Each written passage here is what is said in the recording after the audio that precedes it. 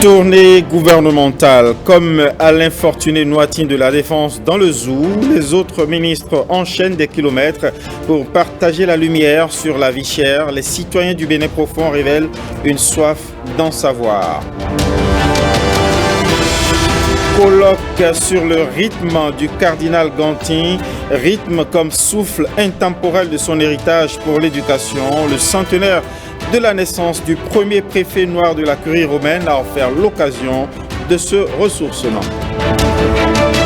Les dignitaires des religions originelles du Bénin en communion avec les œuvres royales et contemporaines de la Marina. On aura les échos de leur voyage artistique à la Marina comme ceux des Ayato Gamenou et leur roi.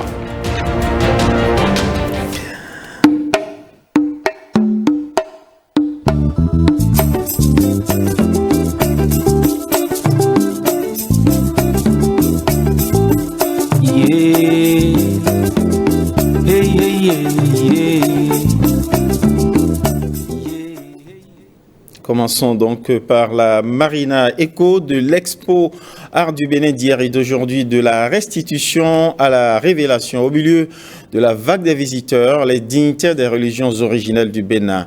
La communauté nationale du culte vaudou du Bénin s'est offerte une immersion dans les œuvres. Au bout du voyage artistique, ils sont sidérés. Blaise Adampo l'a vu dans leurs yeux. Regardons donc. Ils ont quitté les temples vaudous pour vivre la réalité des œuvres d'art restituées, mais aussi contemporaines. Les hauts dignitaires du culte vaudou du Bénin sont dans les rayons des salles d'exposition de la Marina. Nous avons quand même pensé venir visiter les trésors royaux parce que c'est un grand pas dans notre histoire. Des trésors qui sont partis, jamais on n'aurait imaginé qu'ils pourraient revenir un jour dans notre pays. Et nous tenons à remercier le chef de l'État qui a fait cette démarche pour nous ramener tous ces trésors. Le reste, nous savons qu'il fera encore l'effort pour que tout ce que nous avons qui sont partis puissent nous revenir. Cet après-midi du samedi, la délégation de la communauté nationale du culte vaudou du Bénin reste émerveillée de la richesse culturelle et du savoir-faire des artisans. Nous sommes très contents. Comme tout a été exposé au Palais de la République, nous, dignitaires, têtes couronnées, adeptes du culte vaudou, nous ne pouvons pas rester à la marge. Vraiment, je suis très contente de la visite. Puis, je profite de l'occasion pour remercier notre cher papa, notre président. Vraiment, il a fait, comme on le dit en fond, à Tamachio. Et la CSV passe encore ici l'encourager pour dire qu'il ne baisse pas les bras. Parce que, comme on le dit en fond, veillons fils et doué. En repartant du palais de la Marina, les hauts dignitaires promettent d'y revenir, et cette fois avec leurs adeptes, avant le 22 mai, date de clôture de l'exposition des œuvres d'art.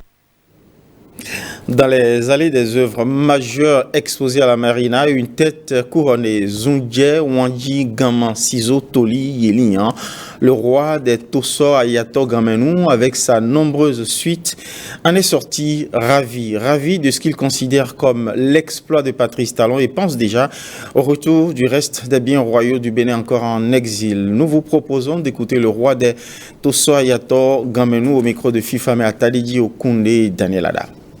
Nous avoisinons une centaine de personnes. L'effectif important qui nous accompagne tient du fait que l'événement est un événement national. Et quand vous voyez les œuvres qui sont ramenées d'ailleurs, ça démontre que on est capable, quand on veut, on peut déplacer les montagnes. Nous tenons à dire à la fin de cette visite que nous sommes satisfaits. Nous sommes satisfaits d'abord du gigantisme de ce qui est ramené et de l'effervescence au sein de notre peuple. Vous voyez, depuis que nous sommes arrivés ici, ça va, ça revient. Il y a une parfaite organisation et je tiens à saluer cela. Depuis l'entrée, malgré le grand nombre, ils arrivent à contenir. Et nous sommes arrivés, ça nous a fait plaisir. Et pour revenir en termes clairs, précis, en langue nationale, nous dirons simplement Adamachio. Adamachio, et que les autres œuvres qui restent nous reviennent. Nous remercions.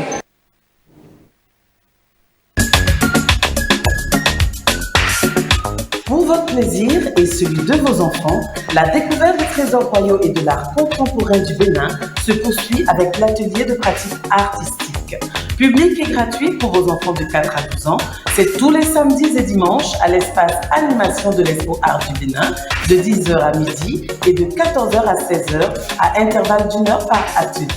Inscription à l'accueil ou au www.expoartbénin.bj/atelier-pédagogique. Renseignements au 00229 56 98 10 82.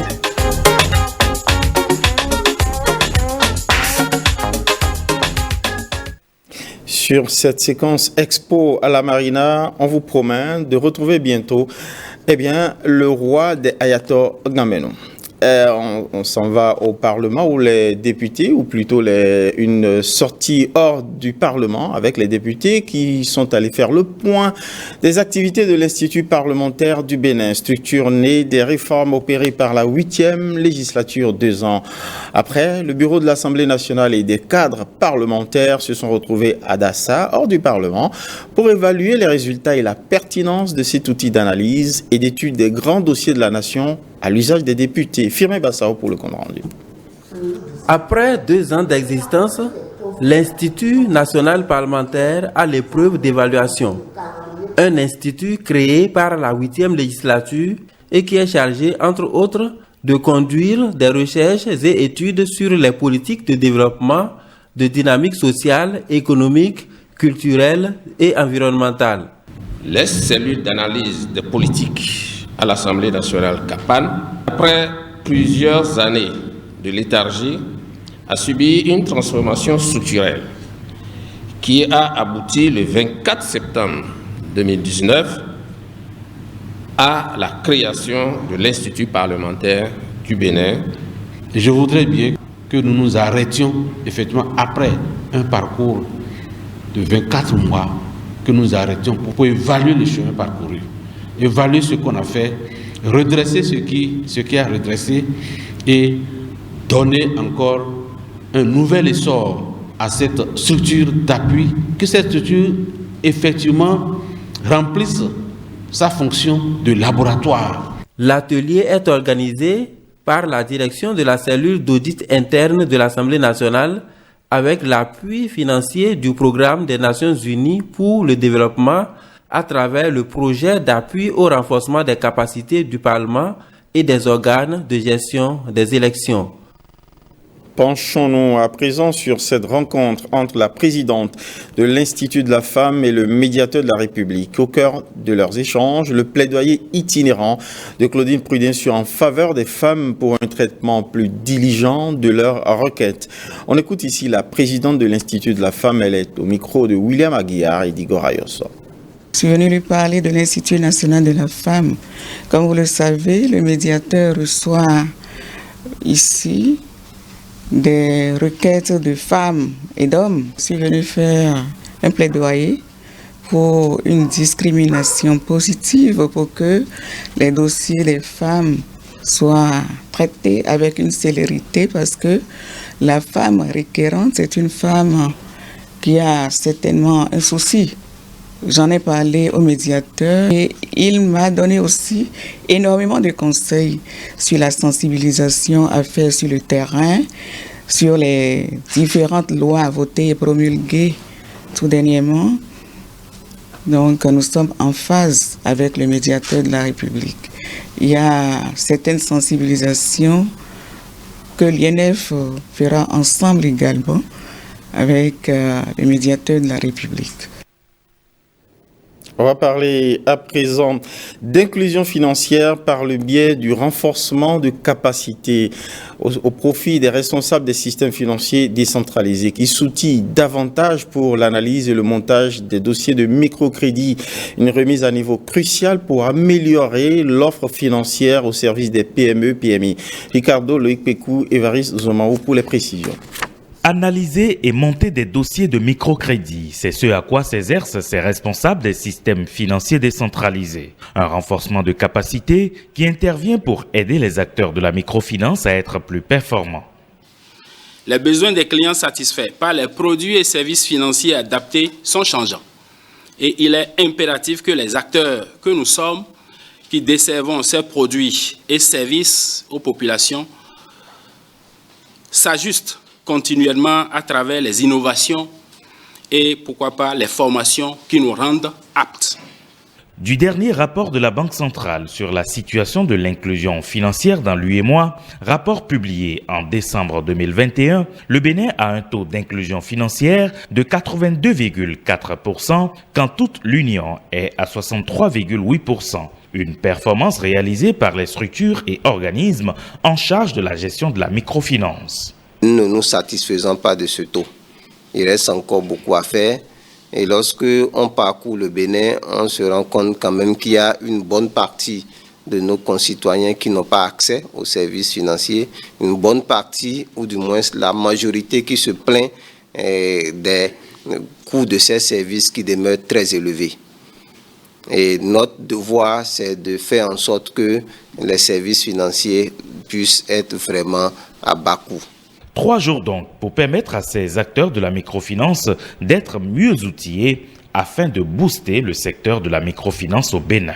On parle énergie à présent. Grâce au projet Lumière du Bénin, toutes les communes du Bénin vont pouvoir bénéficier de lampadaires solaires photovoltaïques de dernière génération. À Parakou, la nouvelle ne pouvait pas mieux tomber car le vandalisme des équipements d'éclairage public crée des trous noirs dans cette ville. Du coup, l'annonce d'un redéploiement de la lumière ravit plus d'un dans la cité des Koubourou. Justement, écoutons quelques citoyens au micro de Franck Kassoui et Judicaël Ayenan. Je trouve quand même qu'il s'agit d'une très belle initiative. Tant soit peu plus que plusieurs communes quand même dans le Bénin ne disposent pas de lampadaires pour éclairer leur village. Donc ça va permettre d'éclairer les villes et aussi les villages, réduire l'insécurité, réduire qu'on appelle la délinquance, les braquages, tout ça.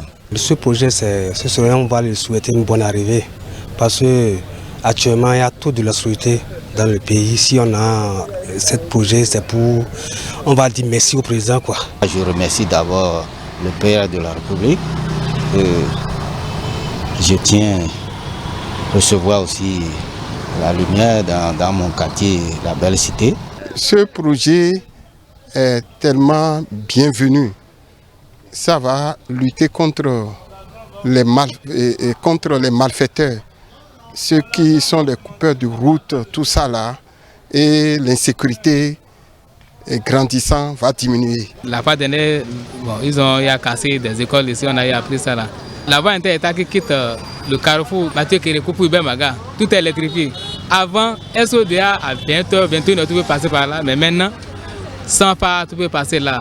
Nous remercions le gouvernement pour ce projet qui va permettre d'éclairer toutes les communes, je crois bien, oui. Cela nous aidera beaucoup parce qu'il y a des cas d'insécurité, des vols un peu partout, juste parce qu'il n'y a pas souvent des lampadaires. Je crois que c'est un bon projet. Nous sommes dans le mois de mai, dernier virage vers les examens scolaires.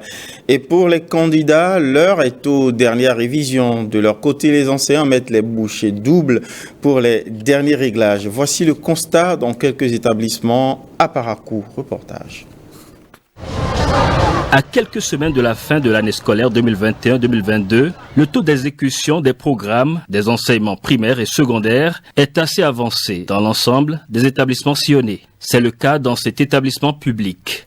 Déjà le 8 avril, pendant que nous allions déjà en congé de Pâques, à cette étape déjà nous étions à 91% dans l'exécution du programme. Dans certaines matières, les collègues sont déjà à 100%. Ceux qui étaient en temps en retard pendant les congés, ils ont profité pour rattraper. Donc actuellement, tout le monde est au pas. En terminale, ce professeur de philosophie confie le niveau d'exécution de son cours. Dans toutes les promotions, nous sommes à un taux d'exécution de 95,5% en ce qui concerne les programmes d'études. Pour mieux préparer les candidats à faire face aux épreuves à venir, des séances de révision ont démarré dans toutes les classes d'examen. Cet établissement privé a même achevé déjà son programme. En mathématiques, nous avons fini déjà le programme il y a de cela 1 mois. Et on a commencé la révision. Je suis en révision avec les enfants. En ES, morale, civisme, histoire et puis la géographie. Nous avons déjà fini, on a fini le programme. Nous sommes en train de réviser les cours. C'est les séances de rémédiation, de consolidation, séances de révision. C'est la période où les professeurs prennent les anciens sujets, les sujets d'examen, qu'on traite avec les élèves pour les préparer. Parce qu'une chose est d'apprendre les leçons, mais l'autre est de pouvoir appliquer cela. Les programmes scolaires pratiquement achevés, parents et candidats sont donc appelés à bien jouer leur partition pour assurer leur joie au soir des délibérations. Une page d'hommage, page mémoire. Il aurait fêté 100 ans le 8 mai dernier s'il était en vie. Mais le 13 mai 2008, Bernardin Cardinal Gantin a été rappelé à Dieu. La chaire Cardinal Gantin célèbre la mémoire de cet homme de foi à travers un colloque. Son héritage intellectuel pour l'éducation est revisité à l'Institut Jean-Paul II à Kadiaon. Jean-Claude James et Jules Akwekou l'ont suivi pour nous. Bernardin Cardinal Gantin, un modèle de vie, une notoriété intemporelle célébrée à travers ce colloque scientifique sur le centenaire de sa naissance, organisé un 13 mai, une date à charge symbolique. Le 13 mai, il est décédé. Le 13 mai, il a fait la confirmation. Et donc, célébrer le centenaire de sa naissance, c'est rendre grâce à Dieu pour la vie. Et nous demandons au Seigneur que cette vie après la mort devienne un éclat pour le peuple béninois, pour la société béninoise et surtout pour l'éducation au Bénin. Un objectif résumé en ces mots. Éducation et développement, le rythme de Bernardin Gantin. Thème qui a mobilisé fidèles, chercheurs, éminents hommes de Dieu du Bénin et d'ailleurs. L'éducation appelle l'enseignement. Pour mieux comprendre l'actualité du service de l'éducation et de l'enseignement à partir de la figure du cardinal Gantin, il nous faut ouvrir une page de l'histoire. Au niveau de la formation reçue, l'administration coloniale créa l'école des princes et des fils des chefs du Campomain en arrière-fond de l'éducation traditionnelle de la cour royale. La formation scolaire du cardinal Gantin s'est forgée dans cette école coloniale comme il en témoigne dans ses écrits. Il y avait de la rigueur, c'était pour notre bien. C'est ensemble, dans l'esprit du synode sur la synodalité, que nous allons réfléchir pour trouver les chemins nouveaux pour le triomphe de l'éducation au Bénin. Après ce colloque, une messe d'action de grâce est prévue pour marquer ce 100e anniversaire de naissance du cardinal Gantin, ce grand homme d'église qui a vu le jour le 8 mai 1922. Santé, à présent, on va à la rencontre des infirmiers. Un clin d'œil leur est fait en ce mois de mai à ces soignants au premier plan de l'accueil des patients. Justement, il n'est pas rare que leur relation professionnelle avec les patients soit difficile. Voyons ici un témoignage de situation particulière vécue dans ce reportage et recueilli dans ce reportage par Jean-Claude James, Daniel Ada. Entre Frédéric et sa patiente, c'est une complicité qui facilite visiblement le travail. Mais ne vous méprenez pas, la relation infirmier-patient n'est pas toujours une partie de plaisir. Une fois, j'étais en milieu hospitalier. Quand le patient, je l'ai reçu, le médecin a prescrit un soin qui devrait se faire en intramusculaire, en IM. Et cette dernière, elle a préféré, le produit va dans la veine comme dans le muscle. Donc moi, j'ai l'habitude de le faire dans le muscle pour éviter les effets. Donc je lui ai d'abord expliqué les effets que le produit pourrait avoir en le faisant en intraveineuse. Raison pour laquelle j'ai préféré le faire en intramusculaire. Mais elle a refusé, j'ai tout dit, elle a refusé. Et je lui ai donné un papier pour pouvoir faire une décharge afin de me couvrir qu'elle est responsable de ce qui pourrait arriver. Du coup, on a pris l'abord veineux. Le produit n'était même pas passé au 8e quand elle a fait une crise. Mais on a su gérer. Quand ses parents sont venus, c'est comme si on voulait tuer leur enfant.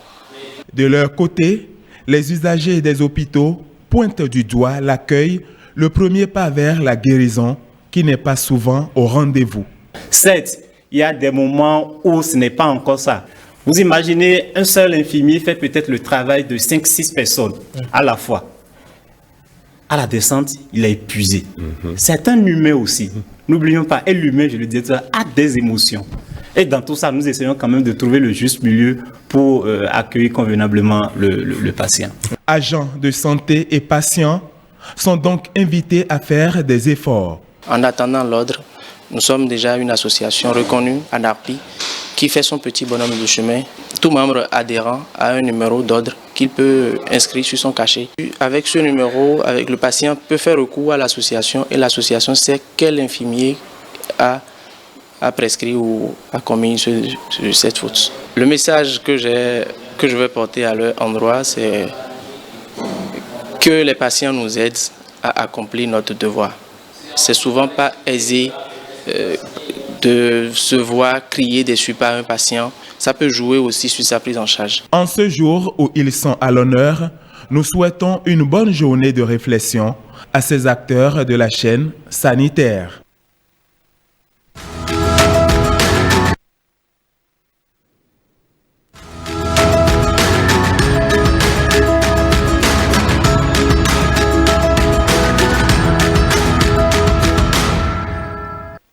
Voilà qui annonce la tournée d'explications sur la cherté de la vie. On met le cap sur Waké dans le département de la Donga. Les populations se sont massivement déplacées pour écouter le ministre d'État Blaise Bio-Tchané au sujet de la cherté de la vie et surtout des mesures d'atténuation prises par le gouvernement. Edmond Rumbo et Enoch Rumpati étaient aussi à l'écoute. Abdoulaye Bio-Tchané foule le sol de sa localité. Waké, commune frontalière du département de la Donga, connaît comme les autres villes du Bénin la flambée des prix des produits de première nécessité. Ce n'est pas le Bénin seul qui est en crise, c'est la planète entière, c'est l'ensemble du continent et donc bien sûr notre pays. Sur le commerce extérieur, le Bénin importe de la Russie et de l'Ukraine 98% de son blé, 44% de l'engrais, 24% des huiles végétales, 11% des produits pétroliers viennent de cette zone. C'est ainsi que nous avons pris en Conseil des ministres une série de mesures pour atténuer les effets de la flambée des prix des produits de première nécessité. Malgré ces subventions de l'État, la spéculation reste l'un des facteurs qui inhibe les efforts du gouvernement. Le ciment, la tonnerre est fixé à 82 000. Nous ne prenons pas ça ici à 82 000.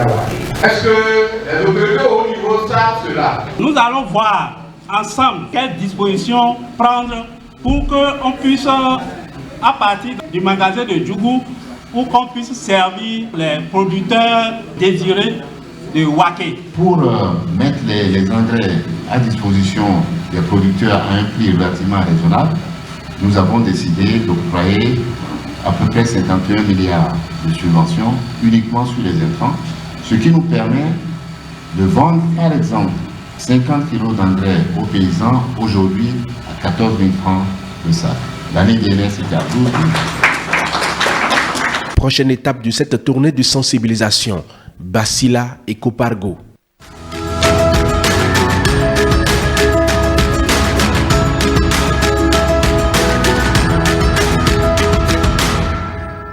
Dans le Borgou Alibori, direction Banikwara et Gogounou, deux communes, où le ministre Alassane Seydou poursuit sa tournée d'explication sur les causes profondes de la cherté de la vie. Le point avec Gédéon Vegba et Michael Noirtien. Comme au premier jour, il s'est agi pour la délégation gouvernementale d'échanger avec les populations des communes de Banikwara et Gogounou sur les différentes mesures prises pour atténuer les effets de la cherté de la vie au Bénin. Dans un langage direct et accessible à la population, le ministre Alassane Seydou a présenté certaines actions du gouvernement qui visent à soulager par exemple le secteur agricole. Pour ce qui vous concerne particulièrement, puisque Banikwara est la première commune en matière de production de coton. Qu'est-ce que le gouvernement a fait par rapport aux intrants? Le gouvernement a décidé de subventionner cette année les intrants jusqu'à concurrence de 55 milliards. Ainsi, Cette année, l'engrais sera à 280 francs le kilo, soit 14 000 francs le sac de 50 kilos. L'insecticide sera à 3 500 francs le bidon, qui doit permettre de traiter un demi-hectare. Les herbicides totaux vont coûter 3 500 francs le litre. L'herbicide sélectif va coûter 7 011 francs le litre. Et l'herbicide sélectif précoce va coûter aussi 7 011 francs le litre. Au regard de ces efforts du gouvernement, le ministre de l'Intérieur et de la Sécurité publique met en garde contre la vente illicite de ces produits subventionnés. Cette année, le contrôle sera strict. Celui qui va se permettre de tenter d'exporter les intrants, eh bien, il aura affaire au gouvernement. Durant son périple dans l'Alibouri, le chef de la délégation gouvernementale a insisté sur le volet sécuritaire. Le ministre en charge de l'Intérieur a encore saisi l'occasion pour exhorter les populations de Banikwara et Gogounou à plus de collaboration avec les forces de défense et de sécurité. Nous sommes toujours dans le Borgo Alibouri. Après Niki et Kalale, Aurélie Adam Soulezoumarou, ministre du numérique, et Samon Seydou Adambi, ministre de l'eau, sont descendus à Silandé. Avec les populations, ils ont échangé sur les prix des produits de grande consommation, des intrants et du ciment. Le point avec Alexis Assogba, Abdoulaye Momoni Yakoubou. Face à la délégation gouvernementale, Sinandé, commune à forte potentialité agricole, exprime sa satisfaction sur les mesures d'atténuation de la cherté de la vie, les prix abordables des intrants agricoles et les dispositions sur la sortie des céréales hors du territoire impressionnent producteurs et commerçants suite aux différentes communications. Les gens racontent tout ce qu'ils veulent. Maintenant, à mon arrivée à la séance, j'ai vraiment compris que le gouvernement est en train de faire des efforts.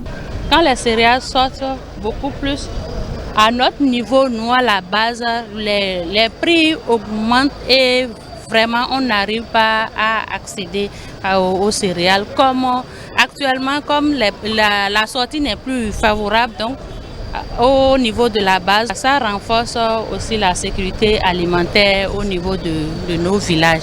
Par exemple, l'engrais pour la production s'est diminué de 23 000 à 14 000. Ça n'aide beaucoup pour les producteurs. Si on demande à un producteur du maïs d'aller acheter l'engrais sur le terrain à 23 000, il ne peut rien produire. Ça nous a vraiment intéressé et ça nous a soulagé aussi. Ce que moi je suis en train de demander à la population de Sinandé par rapport à ça, demander aux producteurs de la commune de Sinandé, surtout ce que je suis en train d'étendre avec le ministre Assemou Adambi pour la sortie frauduleuse de l'engrais qui nous a amené. Je demande pardon. Pardon. Si on veut produire et sortir de la faim, il faut que notre engrais reste au Bénin. Des explications sont également données sur les causes de la disparité des prix du ciment sur le territoire national, à savoir les coûts du transport et la rareté du gasoil. Les agriculteurs promettent à la fin des échanges des productions records pour le compte de cette nouvelle campagne agricole. Les deux ministres qu'on vient de voir ont enchaîné dans le département du Borgo-Alibouri sur Bembereke pour le même exercice et derrière les mêmes reporters. Alexis Assogba, Abdoulaye Momoni Yakoubou. Bembereke accueille la délégation gouvernementale avec entre autres préoccupations la hausse du prix du ciment et les mesures prises sur le commerce des céréales. La délégation gouvernementale, dans sa stratégie d'échange direct avec les participants, apporte des réponses. On n'a pas demandé à payer des taxes à l'interne sur les produits que je viens de citer, que ce soit le maïs, que ce soit le haricot, les conseils d'IAM ou bien le gari. On n'a pas demandé ça. Mais lorsque vous décidez d'exporter, vous payez 50 francs au cordon douanier, 50 francs sur le kilo. Donc à la tonne, ça vous fait 50 000 sur la tonne. Alors donc ce n'était plus facile d'exporter. Certes, ça continue de sortir, mais le flux a nettement baissé. Ce qui nous a permis d'être aujourd'hui à un niveau qui quand même permet aux gens d'aller au marché pour acheter du maïs. Sur les ciments, Le gouvernement a demandé aux producteurs, aux cimentiers, de ne pas augmenter 1 franc sur leur prix usine. Mais le ciment, son prix à Cotonou n'est pas le même à Malanville. Donc plus le transport va intervenir, plus le prix va augmenter. La disponibilité du gasoil pour le fonctionnement des machines agricoles s'impose comme une priorité pour le gouvernement, surtout avec le démarrage des labours dès début juin 2022. De quoi rassurer les producteurs. Tout ce qu'on entendait, on se demandait si on pouvait cultiver cette année. Mais de telle manière que notre gouvernement a ramené le prix à 14 000 francs le sac d'engrais, la production sera plus que les années passées. On est rassuré. Les tracteurs sont venus, plus de milliers de tracteurs. Le gasoil est présent, les prix s'annoncent déjà très bien. Donc, on n'aura pas de difficultés. Prochaines étapes, les communes de Perere et de Ndali pour le même exercice.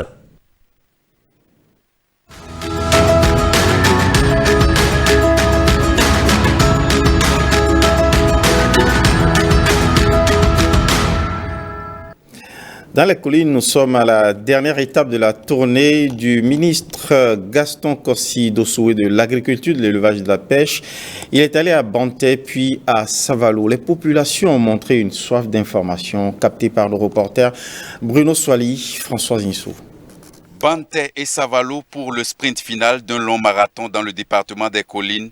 Gaston Dossoui et sa collègue Éléonore Yaïla-Descamps étaient face aux populations des dites communes pour échanger sur la cherté de la vie. Si les usines ferment, est-ce que les produits dont nous avons besoin là, on va les fabriquer? Si on ne fabrique pas assez les produits, le peu qui est sur le marché, il va devenir cher. Parce que tout le monde demande. Et il n'y en a pas beaucoup. C'est comme ça que les produits sont devenus chers. Et ici, chez nous là, il s'est passé quoi? Quand il y a Corona, la main-d'œuvre que nous utilisons des divers pays ici pour travailler nos champs n'existe plus. Les produits qui arrivent de dehors dans le pays ont commencé à coûter cher. Le gouvernement a beaucoup mis des moyens. Parce que vous connaissez le chef de l'État. Ce qui est bon, ce qui est bien pour son pays, si c'est à Kamtchaka, il va dire ramenez-moi ça ici. Parce que mon Bénin aussi doit être un grand pays. Cet exposé sur les actions du gouvernement pour alléger les difficultés des populations a été parfaitement conforté par des communications des élus locaux et communaux. Dans les collines, toujours à Ouessé et à Savè, les citoyens des terroirs sont sortis nombreux pour écouter les explications des ministres. Bruno Soali et Françoise Nissou sont toujours à l'affût. Affluence record dans les collines, Ouessé n'a pas fait les choses dans la dentelle en termes de mobilisation, tout comme Savè et son amphithéâtre Noir de Monde. Un immense engouement autour de la tournée gouvernementale et une attention particulière au discours. À la clé, leçon sûre pour ces participants qui en savent désormais plus. À part le Covid-19 qui est arrivé, là, la guerre de l'Ukraine entre la Russie et l'Ukraine aussi qui a intervenu, ce qui fait qu'aujourd'hui, on a constaté une flambée de prix au niveau de sur toute l'étendue du territoire national. Belle compréhension des tenants et aboutissants de la situation conjoncturelle ambiante. Le mérite à deux communicants d'exception, Gaston Dossoui et Éléonore Yaïla-Descamps, maîtrisent leur sujet parfaitement. 2021, on a mis 20 milliards pour soutenir les artisans, les entreprises, afin qu'ils sortent de trop. Puis, il y a des mesures spécifiques qui ont accompagné les petites et grandes entreprises. Et en l'espace de 3 mois, nous avons dépensé 80 milliards. Sinon, le pays ne serait pas en train de tourner. Sur le ciment, on n'a pas harmonisé les prix pour dire c'est rigoureusement ça pour te demain. On a encadré les prix. Il y a beaucoup d'entreprises qui ont fermé littéralement leur porte. Et face à cela, le gouvernement a pris des mesures d'appui pour les soutenir et permettre à ces entreprises de reprendre de l'oxygène. Le gouvernement fait un pas de géant puisque si le gouvernement ne venait à la base expliquer, la population n'allait jamais comprendre ce qui se passe. Dans le département des collines, le message du gouvernement fait écho. Dassa, Glazoué, Ouessé et Savè sont imprégnés. Prochaine étape, Savalo et Banté. On descend maintenant à Bomé sur les traces du ministre Alain Ouattine de la Défense et sa suite. Leur délégation a enchaîné l'exercice pédagogique à Boycon et à Zanyando. Roland, Tchanka et Canel Capo sur leur pas. Marché de Boycon. L'ambiance ce matin n'est pas celle des grands jours. Les produits vivriers, quoique bien disposés, n'attirent pas les clients. Les vendeuses dépitées boudent notre caméra. Que fait le chef de l'État pour atténuer les souffrances des populations face à la crise alimentaire? Devant les forces vives de la commune réunies à la Maison des Jeunes de Boycon, des membres du gouvernement répondent à la question. Depuis l'éclatement de la guerre entre la Russie et l'Ukraine, l'État n'a eu de cesse d'injecter des milliards chaque mois pour subventionner les produits importés de ces pays, tels que le pétrole, le gaz, la farine de blé et l'huile. Après plus de 2 heures de l'autre d'explication, je pense que tous ceux qui sont venus ici ont compris que l'adage français selon lequel quand je me regarde j'ai peur, mais quand je me compare je me rassure, a droit de citer dans notre pays. C'est une séance que personnellement j'ai aimée et ça montre combien de fois le gouvernement a de la compassion pour les populations qui souffrent réellement de la cherté de la vie. À Zayanado, c'est avec une population toute ouïe que les émissaires de Patrice Talon sont venus échanger. Au cœur des débats, entre autres, la non-application sur le terrain des prix des intrants agricoles fixés par le gouvernement. Je pense qu'il faut vraiment des mécanismes de contrôle. Parce qu'effectivement, en économie, c'est fait de sorte que quand les subventions ne sont pas les meilleures choses à promouvoir pour un développement. Mais dans des situations telles que celles que nous traversons, il est normal qu'un gouvernement qui a le sens du social accorde des subventions. Mais lorsque ces subventions sont accordées et que ce n'est pas accompagné de mécanismes de contrôle stricts, ces subventions se retrouvent dans des poches. Les poches des commerçants véreux. Crier à reçu les commerçants véreux ne suffira pas. Il faut les dénoncer en appelant le 113. C'est la recommandation que la délégation a faite aux populations. Venez l'écouter.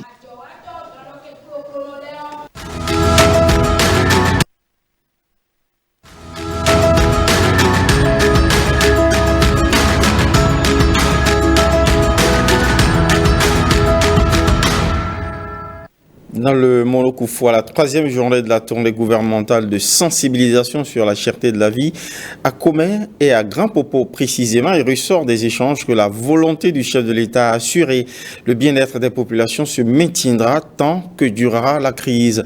Jennifer Sativi et Yves Agoropessi ont suivi la délégation. Voici le compte rendu. La population de Comé n'a pas voulu se faire compter l'événement.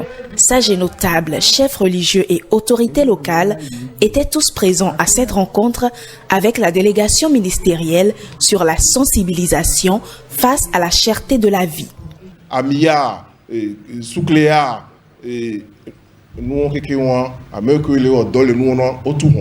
Une fois les raisons de la crise économique et les mesures prises par le gouvernement déballées, les populations ont fait part de leurs doléances. De Comé à Grand Popo, les défis sont identiques. Les mesures du chef de l'État en tiennent compte pour mieux gérer la crise. Le gouvernement avait déjà anticipé sur l'ensemble de ces difficultés lorsque la crise Covid est survenue. Elle a mis en place un certain nombre de mesures. Ces mesures-là ont atteint diversement les populations.